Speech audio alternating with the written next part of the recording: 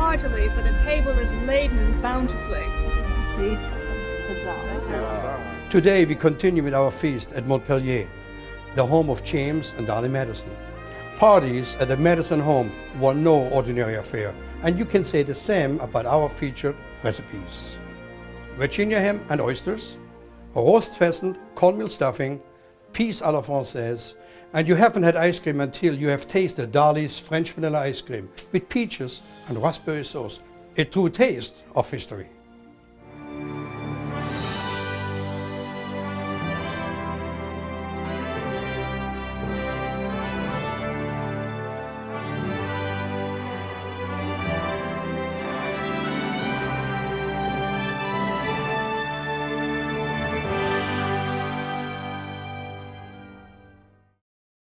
Virginia ham and oysters. You may think of it as a weird combination, but it's not. It's truly a spectacular dish, served many a times all over Virginia, but surely at Dolley Madison's great parties. The Potomac makes some of the best oysters. What I want to do is I'm just going to open some oysters right now quick, scrape them in a bowl. If you make that at home, most every supermarket has fishmongers have shucked oysters available, so it's not very complicated to make. This dish would have been most likely made with leftover ham, but obviously never with leftover oysters. Now I'm taking my spider on the fire and I'm making my quick sherry cream sauce. All you want for that is butter and shallots that I already minced. You could substitute with onion, but shallots are just more sweeter and much better for this particular recipe. If the shallots just get translucent, no color, then I want to deglaze it with sherry. Then comes in heavy cream, salt, pepper. I take white pepper for this one because I want to make sure I see the black spots in it from the pepper mill. But white pepper goes right in here now. It's almost like an oyster stew by now. But the only difference is in oyster stew, we don't tie it up with a beurre manier or hen butter. This one we do because we want a nice velvety sauce. I want to taste it now to make sure I have the right seasoning. And my 20-year ketchup. Now the oysters go in it with the liquid that came out of the oyster shell, because you want this flavor in there. So all we're going to do now, we'll take this back to a little bit of heat, not too much.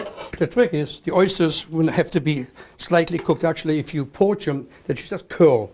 And the curling is what makes it great. You want them still soft when you chew into them. So let's sit it here for a little bit. You want to keep an eye because with the spider, it's a little easier for you at home, but nothing is ever easy on a taste of history. The base for my dish is ready, which means the oyster in the cream sauce. All I'm going to do now is get chives over, because this dish asks for chives. No parsley, no nothing. Chives goes perfect with it. We throw it in there now. Mix it in. I'm going to transfer my oyster stew into a dachi. Now let me go over and get the pièce de résistance, my unbelievable Virginia ham. And something to be said about ham in Virginia. Nobody in Virginia would ever have meal without ham. Matter of fact, Mother Washington put 400 hams away, mind you. So she had ham every single day and sometimes even 2 hams. 365 days a year. What's unique about it is the ham, Virginia hams are salt cured and brined. And they can last years. When I visited Williamsburg, we actually saw the whole production and the whole manufacturing of the ham, which was a spectacular sight. This is a real true Virginia ham. What I gotta do now, get this baby out of here. We're gonna trim it down a little bit. Oh, that's flavor, unbelievable. Almost a little bit of a forgotten art, the Virginia ham, because remember, they're very salty. When I make this recipe, I'm very careful on the salt, because the ham itself is pretty salty, because it's a Virginia salted ham. So now I'm just going to check quick on the flavor. And by the way, if you notice me turning my spoon upside down, there's a reason for that. And the reason, I just want to get the amount of sauce that would later coat the ham. And it's almost perfect. A little bit more of my ketchup. The vol au vent today, I already pre-prepared them. We shaped them a little differently. because they would be served for an appetizer. Sometimes they're round, sometimes they're square. Knowing Dolley, knowing how much she learned and how sophisticated she was in Philadelphia, being entertained by the Powells, being entertained by Thomas Jefferson in Washington, she had a lot of style. So knowing that style she had, she would have most likely done it the same way. So I'll take the ham, put the ham on the bottom of the dish, bring my beautiful platter over, put the oysters with the sauce right on top.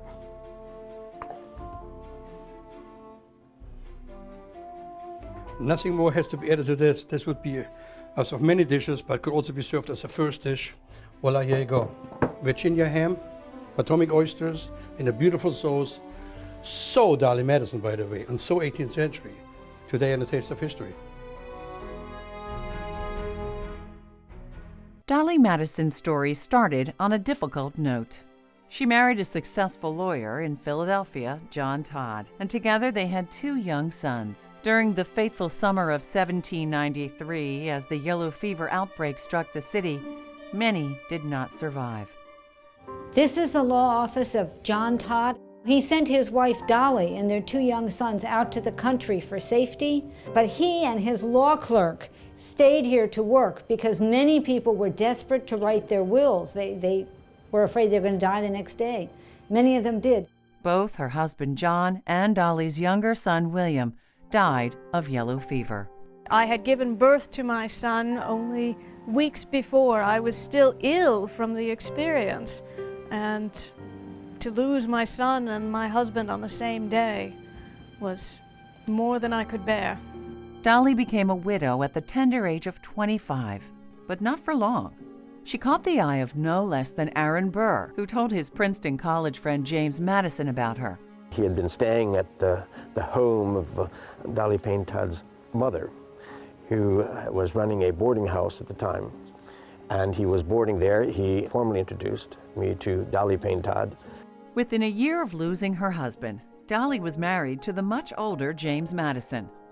Upon their arrival in 1801 in the newly created Washington City, as it was then known, the society gossip around town was that Dolley, vivacious, outgoing, and very personable, was a terrible match for James Madison's quiet, pensive personality.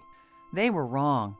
In large crowds, perhaps he seems retiring, but he has a ready wit. Investments for some of the gentlemen here in attendance this afternoon. And an engaging smile. The Madisons were called to Washington by an old friend, President Thomas Jefferson. Being a widower, it was considered unseemly for Jefferson to socialize in the company of women, so he asked Dolley to act in the role of hostess for his gatherings.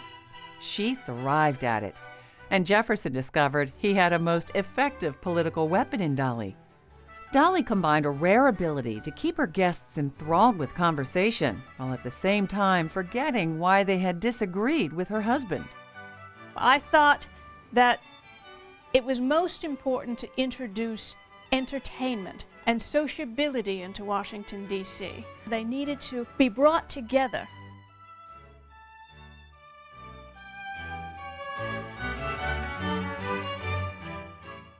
You go back in history and you see that pheasant was really a royal treat. All the great tables in Europe, all the kings of Europe, they would have been served on their big gala banquets. Matter of fact, they were so important that even foreign dignitaries and other people such as Monsieur Lafayette and others would give pheasant as a present even to George Washington. Having said that, pheasant is still readily available.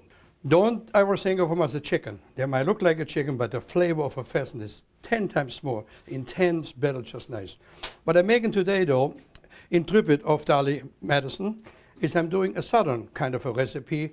Virginia, a lot of corn, so I'm doing a cornbread stuffing. Take a cornbread, I've made it already, and you just want to crumble it up in a bowl, like so. It has a lot of steps into this recipe, and I would recommend that you don't change anything, because this recipe really works and is one of the best recipes that I've ever made myself, and everybody I serve it to agrees with it. So it's cornbread, then I have pecans, chopped pecans, I have raisins. Now you can soak those raisins in Madeira if you like, or you do what I'm doing today, put the Madeira in afterwards. I have onions that I pre-sweat already. or sauteed. I have some mushrooms, sauteed. I have a little bit of garlic, very important for this recipe. Then I have freshly chopped parsley. I have marjoram, and I have sage. Very important ingredients. So make sure the chicken stock is warm. And you just lay a little chicken stock over, just enough to make the cornmeal moist again, so you can mold it. This is something you want to use your hands on it, because you want to have the feeling of how it comes together. Just about like so. You let it sit up for a little bit. The flavor, just smell of that. It's just so intense and so beautiful, and it complements the pheasant extremely well. The Madeira in there now. Again, for this recipe, I would use a rainwater, because the other one would be too sweet. Mix it up good, and we're ready to stuff the pheasant. What's important about this is once the cornmeal is very well done, as the one I just used, it makes it just absolutely spectacular eating, because you have all the flavor that the cornmeal brings, and all the additional ingredients in there just makes this dish so superb. So what I'm going to do is put enough stuffing into the cavity of the bird. You don't even need salt or pepper inside on this particular one. You can, but you really don't need it. So here we go. You take some butcher twine, and you want to tie up the bird. You want to start on the bottom, have a string like so, going both ways. You want to go over the legs, come across under each leg like so, tie it up and bring it on. The reason you do that is twofold. You want to make sure that the heat of your oven later can penetrate between the legs. It's very important if you want to have the bird properly cooked, because this way the heat can go in there and cook your bird nicely. I have my melba already cut, which is any kind of root vegetable. You could use celery roots, fresh celery, onions, carrots. Again, really no right or wrong. But what's unique today and what's so exciting about this recipe, that I also have something that dates back to the 18th century, which is my Mauviel roasting pan. And you notice on the sides of it, there was a pan designed to be in the beehive oven. So the beehive had a small opening to maintain its heat. So all I'm going to do now, put the melba in. It doesn't need anything on the bottom of the pan, because there's so much liquid out of my birds coming out, that all I got to do is stick them in here and stick them in the fire. And then just salt. And then I have some herbs. And a little parsley, the marjoram, a little chives on top a little bit of oil, just a tad on the outside, a little bit. I want to hit it one more time with a good dose of black pepper, and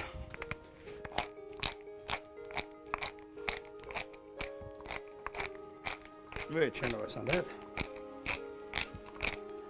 Okay, we are ready to stick it in my beehive, right behind me.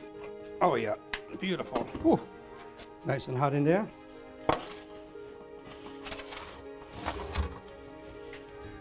All right, little pheasants, you roast away. Take anywhere from an hour to about an hour and 15 minutes. You want to start off a high temperature and then lower the temperature as the recipe calls for. Pheasant is ready.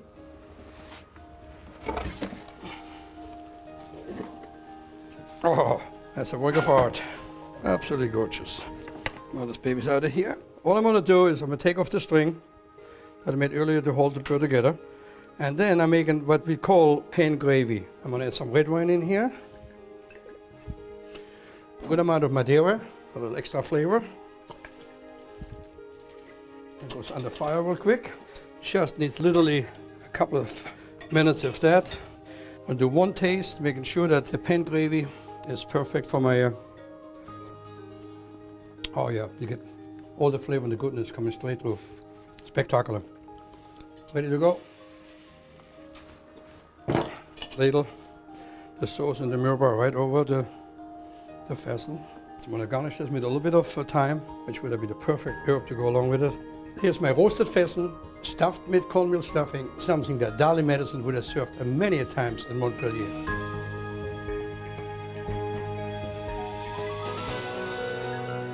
Perhaps the single moment that most defined what Dolley Madison meant to her new country happened on the day in 1814, when British troops marched toward Washington, D.C., to the White House occupied by Dolley and James Madison. We had to hack up everything the papers, as much plate as we could gather, and of course the red velvet curtains. And once we had gathered that up, I thought we must have the portrait of General Washington. I ordered the servants to take it down from the wall, but it was taking too long to unscrew, and therefore I ordered that the frame be broken and the canvas taken out. Well, we escaped just in time. The Admiral of the British fleet did enter the White House and finish the dinner that we had laid, toasting Mr. President. And then finally, they set fire to the presidential mansion. I was outraged, devastating. We were fortunate. Shortly after they had set the house ablaze, we had a thunder shower. It was mere providence. And so it put out the fire before it had completely razed the building. Nonetheless, it was in ruins. It had to be rebuilt. We never lived in it again. Dolley also preserved America's legacy by working closely with her husband on the papers from his decades of work on the Constitution. In his retirement years, we spend our winters going over all of his papers and principally his notes on the Constitutional Convention. Dolley Todd Madison, from humble beginnings, grew to become a savvy politician who played a pivotal role not only in forming America, but as importantly, in showing how women were every bit as vital as men to its success. The difference between the sexes is that each possess a certain power, but the power is not the same. A man exerts his power, which is more coercive, if you will, and a woman exerts her power, which is more persuasive. I have great hopes for this country. This country was great even in its infancy, and with every passing generation, it just gets better.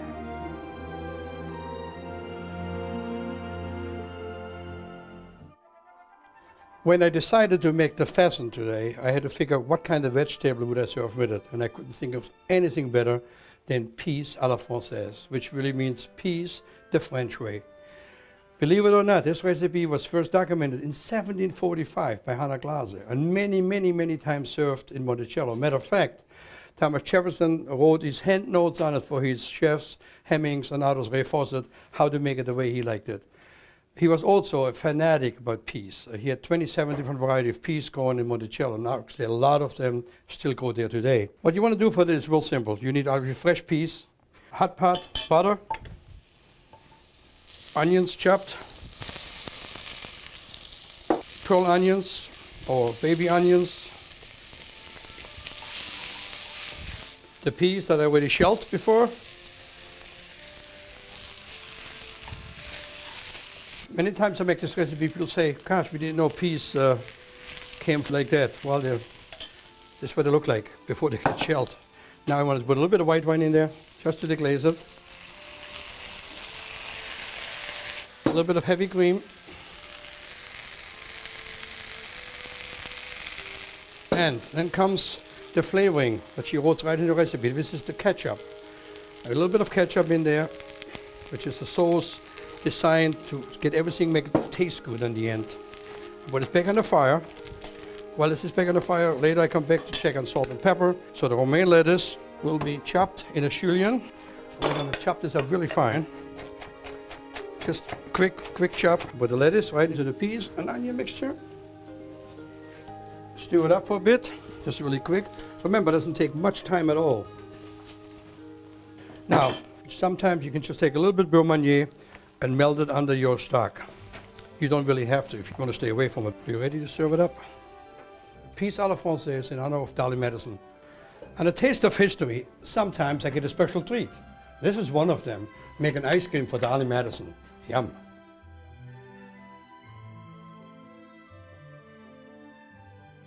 Dolley Madison. And guess what ice cream I'm churning? Cinnamon, one of your favorite, I'm told.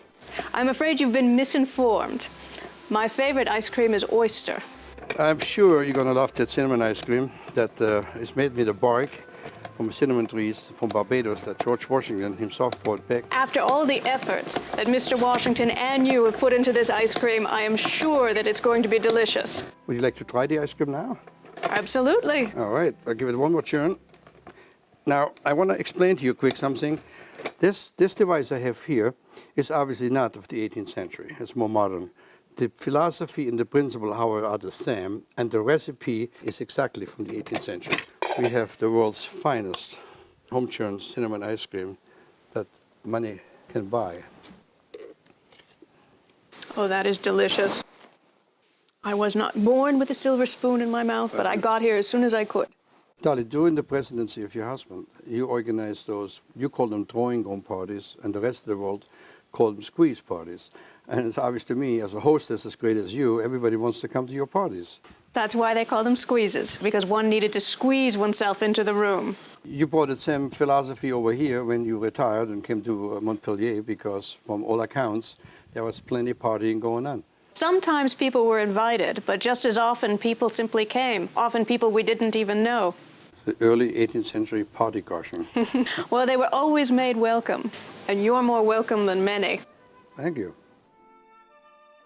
So in honor of Dolly, I want to do this quick dessert. We call it in our days peach melba. And then it wasn't called peach melba, it was just peach with raspberry sauce. So in honor of Dolly, I want to do this quick dessert, and actually I'm going to eat it myself.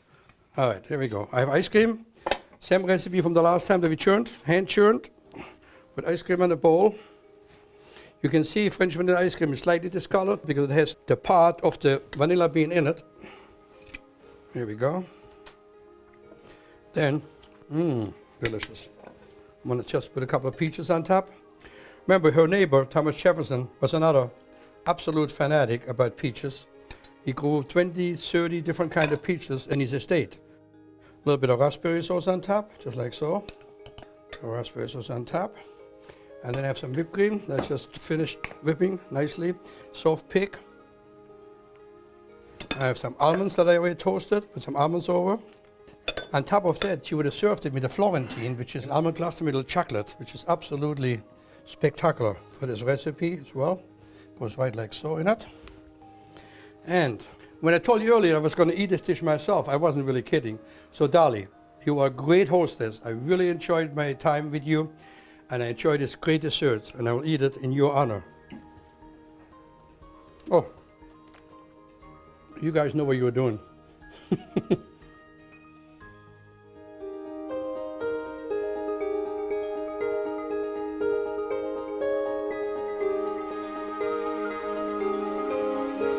In the 18th century, bread was a very important part of any dining ritual, and making toast in the morning was equally so important. Well, I brought for you today a pretty fancy toaster from the 18th century. It was made by a blacksmith who had a little time on his hands to design these wonderful twisted containers for your slices of bread.